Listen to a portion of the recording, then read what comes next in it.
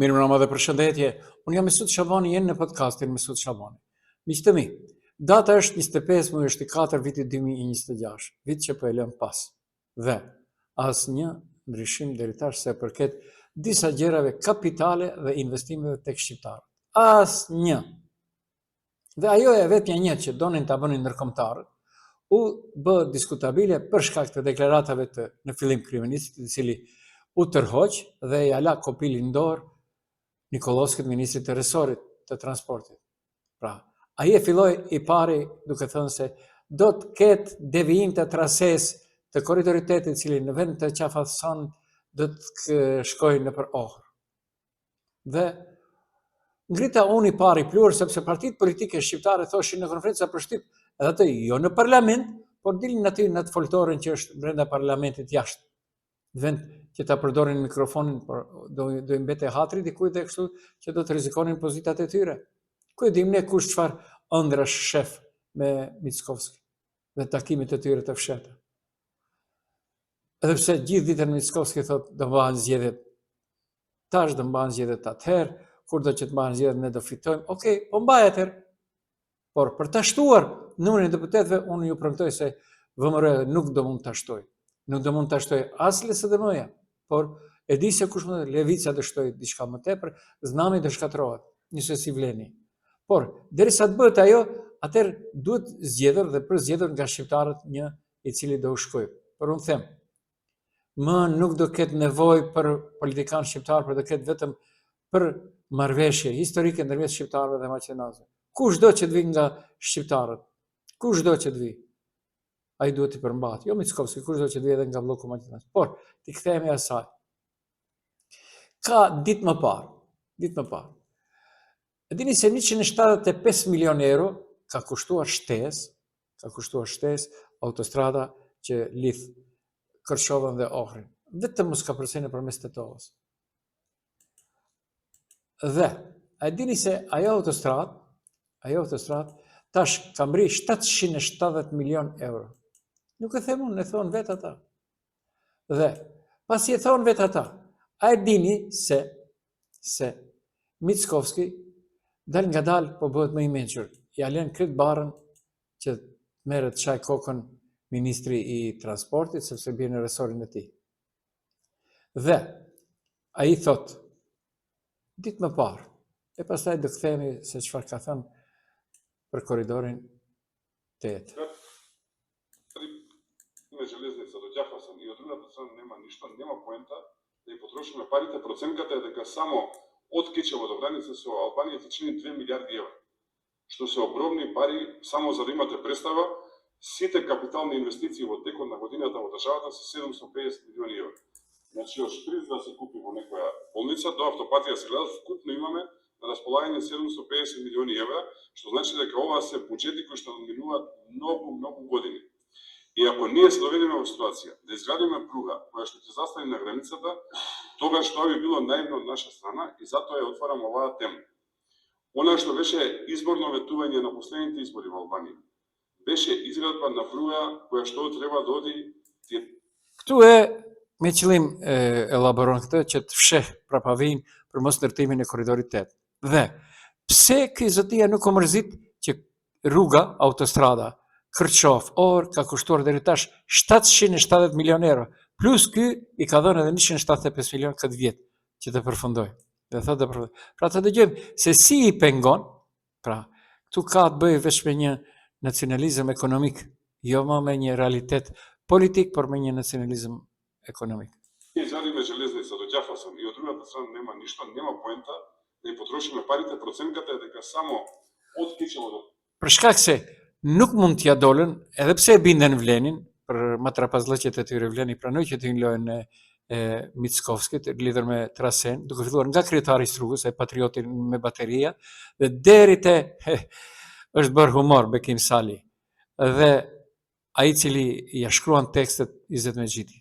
До граница со Албанија се чини 2 милиарди евра, што се огромни пари. Само за да имате представа.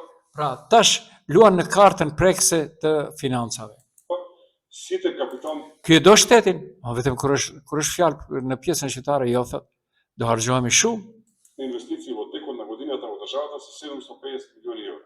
Значи од шприц да се купи во некоја болница до автопатија се гледат вкупно имаме, значи од шприц да се купи во некоја болница до автопатија се гледат вкупно имаме на располагање 750 милиони евра.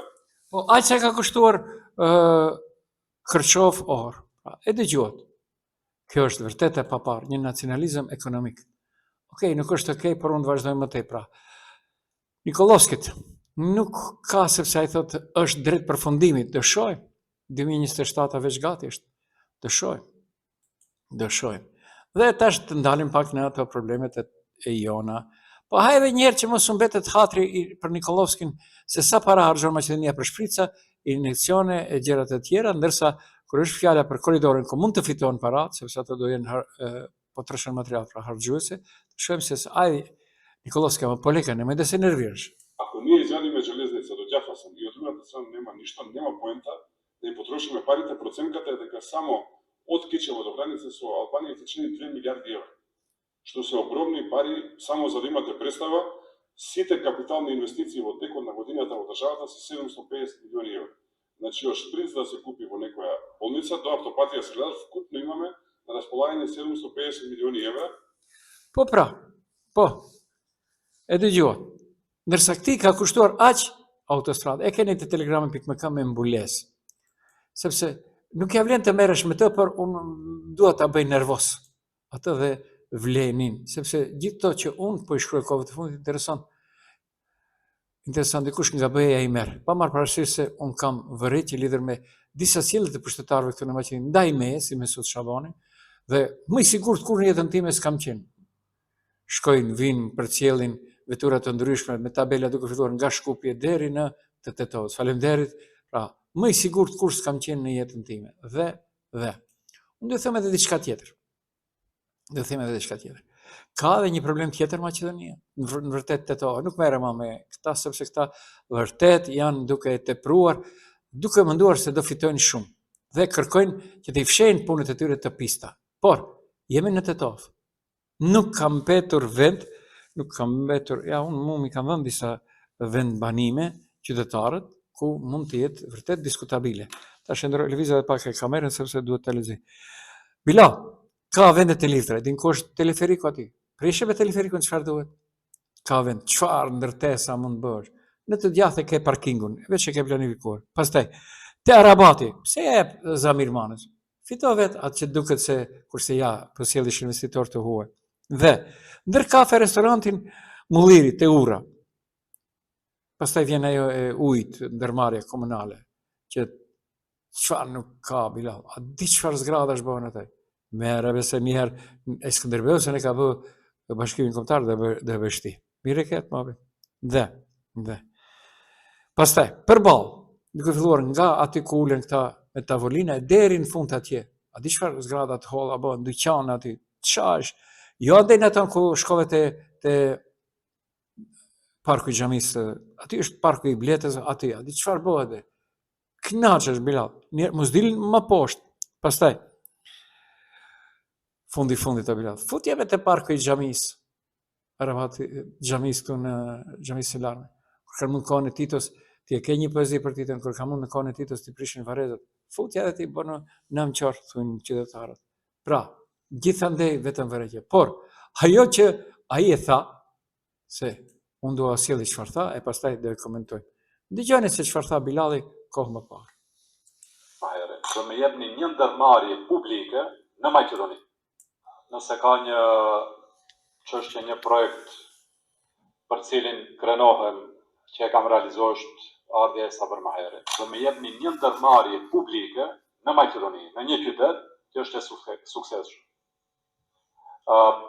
Duke pasur parasysh faktin që problemi kryesor i ndërmarrjeve publike është çështja e menaxhimit, edhe Po atëherë pse i mbash ala ato tjerë ndërmarrje? Kretë përzi që shtëpia të drejtorat, të cilët të japin ide se si më i çoj, gjëna se edhe ata kanë familje, por harrojnë se edhe të tjerët që i larguan këta, edhe ata kishin familje. Dhe ka reaguar për diçka shumë interesante i vetmi këshilltari i cili është bërë atje luftarak, sepse këta të BDI sigur janë janë heshtrës se edhe këta të shkretet kanë planet të ndërtojnë shtëpi, ndonjë plac atje, ndonjë plac këtu e kështu me radhë. Ta dëgjojmë Agron Arifin në emën të më mirë për Tetovën. Të nderuar qytetarë të Tetovës, rreziku që kemi paralajmëruar tani po ndodh.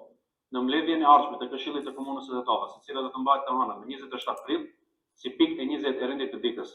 Nga udhëheqësia komunale është pranuar propozimi i Saber Maher për çmimorët e re që rrit ndjeshëm çmimin e shërbimit për grumbullimin e mbeturinave si për persona fizik dhe ato juridik.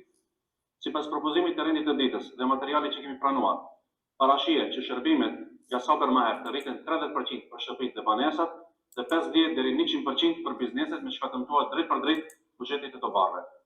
Ky është rreziku që i kanoset qytetarëve kur komuna lidh marrëveshje publiko-private. Privati gjithmonë ka interes për fitim financiar, ndërsa komuna, e cila nuk është e aftë të ofrojë shërbimet e duhura dhe të jetë në shërbim të qytetarëve, i ikën përgjegjësisë duke lidhur marrëveshje të dëmshme që zhvasin banorët e Tetovës. E hëna do të tregoj, këtë do mbrojnë këshilltarët komunal. Interesin e qytetarëve që u dhan vota për t'i përfaqësuar, apo biznes interesat që lidhen ngushtë me klanet partijake.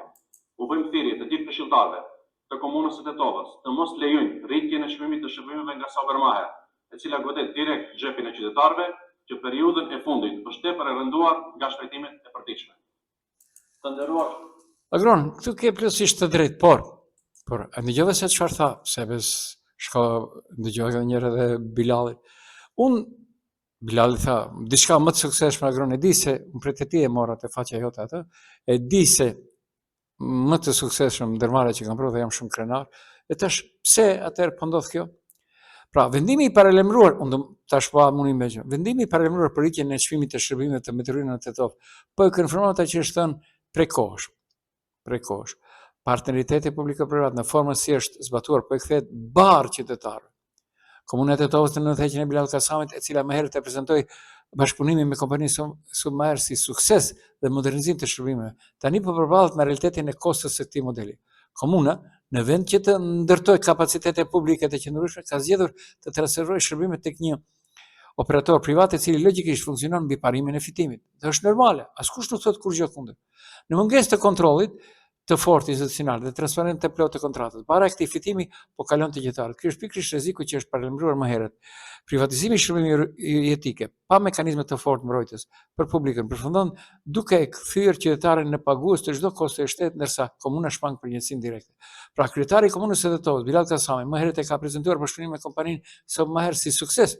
Tani, sipas opozitës, pra më mirë për Tetovën, po propozohet plus 30% rritje për anvisërit, plus 50 deri në 100% rritje për bizneset. Çfarë po pretendohet nga kritika më mirë për Tetovën? Kjo rritje do të rëndojë drejt për drejt buxhetin e qytetarëve, partneriteti publiko-privat po paraqitet si problematik, privati synon fitim maksimal, komuna sipas kritikëve po ja heq barrën vetes, po ja kalon qytetarëve. Ka dyshime për lidhje politike dhe interes biznesi. Atëherë si lexohet kjo situatë më realisht? Nuk është bardhëzi, rritja e çmimeve nuk është automatikisht abuzim, por shërbimet e mbeturinave varen nga kostot e karburantit, pagat, mirëmbajtja e pajisjeve, investimet në infrastrukturë, në sektorin rritër edhe tarifat zakonisht rritet, thonë këta që duan të rritin çmimet. Por, mos harroj, ne nuk jemi në Gjermani dhe Zvicër apo Austri, nga thotë sa merr sa është. Ne jemi në Tetovë, ku paga maksimale është dhe mesatarja nuk e kalon 400 euro. EVN, tash Submaher dhe pritet edhe ujë, dhe në vërtet problematike. Bilali nuk ka kohë, merret me dhënien e leve për ndërtime. Çdo gjë që të shihni kohët e fundit, sado që njerëzit thonë e ka tepruar, ai nuk mërzitet. 5 pare nuk e. Okej, problemi i tij, një ditë kur të krijohet situata edhe ai si ish kryetarë të tjerë apo ish kryetari e fundit do kaloj. Atë që prek rënd pastaj dikush mund ta ndërtoj. Nuk është okej, por unë vazhdoj me te pra. Bilali jo që nuk reflekton, por edhe më tepër po futet në varr. Vetëm dilni kaloni natën. Kapeni, merreni rrugën prej semaforëve të xhamia Larme deri te rrethit e ashtu quajtura ëmbëltore taksi, nuk ekziston për ashtu e ka vendin, dhe shihni se o terr. Edhe atë Bilali e ka dhënë me koncesion. Partneriteti privat publik nga Shkupi, se këtu spati. Okej, nuk është okej, por Bilali vërtet është bër baba. Është duke ka kaluar shumë, ashtu thonë qytetarët, është duke ka kaluar shumë njerëzve të cilët me vitet të tëra janë marrë, me politikë dhe vërtet kanë krijuar. Thash edhe një herë në fillim, ka Amir Bilali. Skënderbeu nuk ka mund të bëjë Shqipërinë e madhe, dhe bëjë Bilali. Hajde Bilal, cilla biznisin.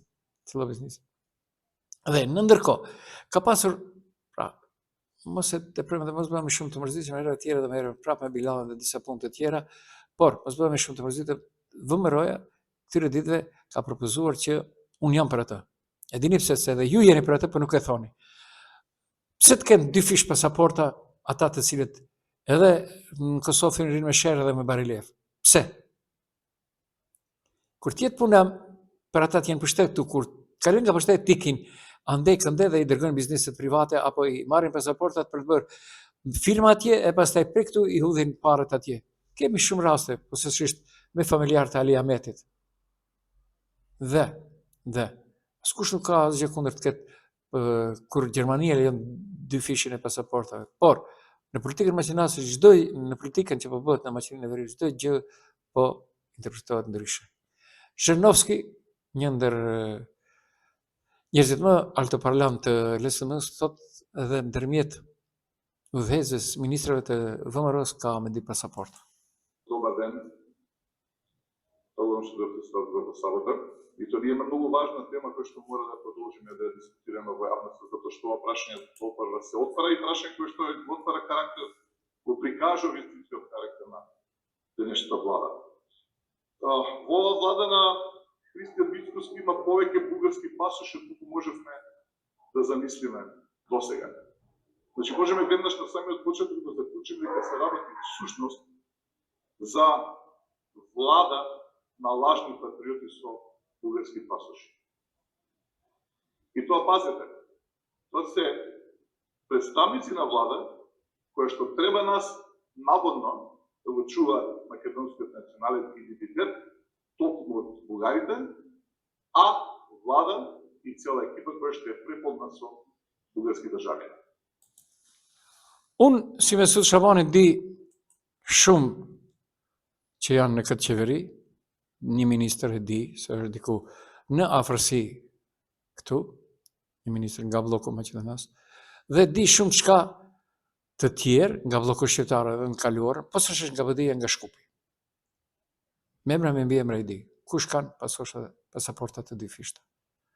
Dhe ironia që tjetë, ata sigurishin të përkëdhelin. Edhe pse, në kuadër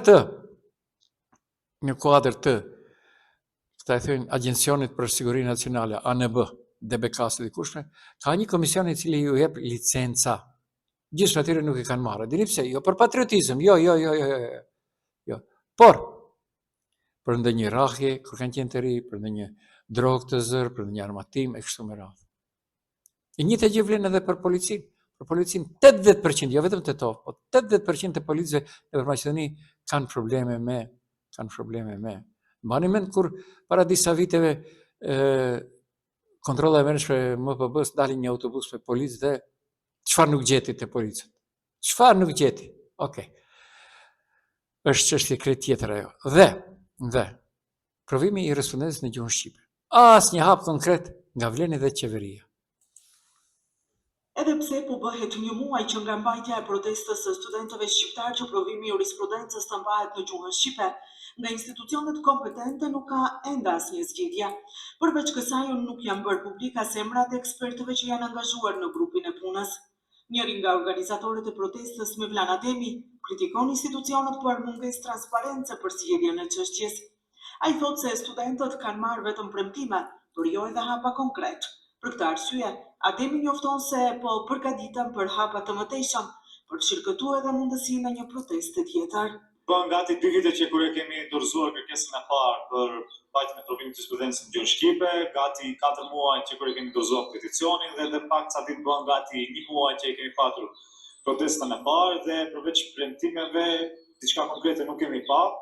Nuk kemi kontaktuar të dim se çfarë po bëhet, apo se çfarë hapa do ndërmerren, apo si mundot të zgjidhet, nuk e dim kush janë pjesë e këtyre grupeve të punës, edhe kjo është ajo pyetja tek ne se për çfarë janë krijuar edhe këta grupe të punës, ndërsa ligji për përdorimin e gjuhës shqipe është shumë i qartë.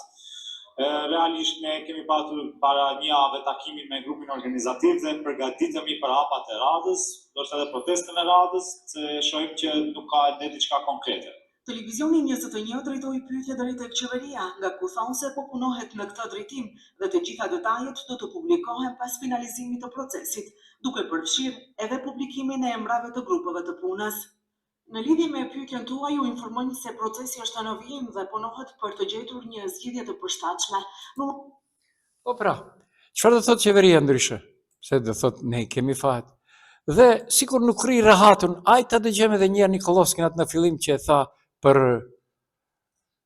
770 milion euro kushtoi kanë ilaçet, harxhimet, po kush i bëri gjithë autostrada dhe kush i rjepi gjithë autostrada derisa erdhi që në pushtetë? Unë jo. Paraprakë juaj, Nikola Gruevski, ai e filloi autostradën Kërçov-Ohër vetëm që të mos kalojnë për Maqedoninë Perëndimore. Dhe ju e vazhdoni, por s'keni çka të bëni. Do bëhet autostrada korridori 8, edhe atë korridori 8, jo si thot Izet Mexhiti. Vërska s'ka.